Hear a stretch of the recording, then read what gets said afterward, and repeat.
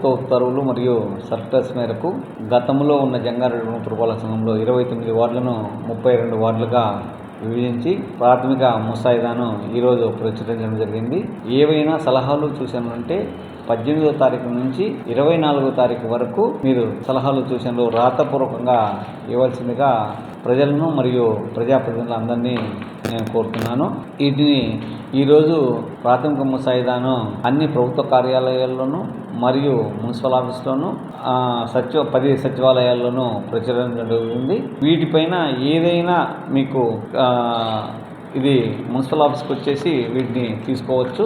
వీటిపైన ఏదైనా సలహాలు సూచనలు ఉంటే మీరు 18వ తారీఖు నుంచి 24వ తారీఖు లోపల మేము చేసేస్తే వాటిని మేము పరిశీలించి మంచి సలహాలు సూచనలు అయితే వాటిని పొందుపరిచి ఫైనల్ నోటిఫికేషన్ నందు తుది ముసాయిదానందు మేము ప్రచురించగలమని ఈ సందర్భంగా తెలియజేస్తున్నాను. సహజ సిద్ధంగా ఉన్న బౌండరీస్ని తీసుకొని 1500 నుంచి 1550 ఓటర్స్ బేస్ చేసుకొని 1600 వరకు ఓటర్స్ని బేస్ చేసుకొని వీటిని విభజించడం జరిగింది. 2011 జనాభా మేరకు ఇప్పుడు ఓటర్స్ మేరకు వీటిని విభజించామని ఈ సందర్భంగా తెలియజేస్తున్నాను.